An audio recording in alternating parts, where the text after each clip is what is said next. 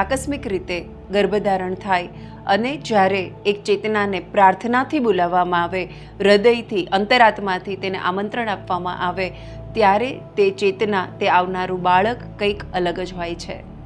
હે પરમ ચૈતન્ય, અમે અમારા આવનારા બાળકની ખૂબ આતુરતાપૂર્વક રાહ જોઈ રહ્યા છીએ. તેનું આ સુંદર ધરતી પર અવતરણ થાય તેની રાહ જોઈ રહ્યા છીએ. હે પરમ ચૈતન્ય, આ ક્ષણે તું અમને અમારું બાળક પ્રદાન કર. અમને તેના અસ્તિત્વની અનુભૂતિ કરાવ. હે પરમાત્મા, અમારું બાળક તારી દિવ્ય શક્તિઓથી વિભૂષિત હોય, જેનામાં પ્રેમ, દયા, કરુણા, જ્ઞાન અને શક્તિનો સુંદર સંગમ થયો હોય, તમામ કળાઓથી નિપુણ હોય તેવા દિવ્ય બાળકની મને ભેટ આપો.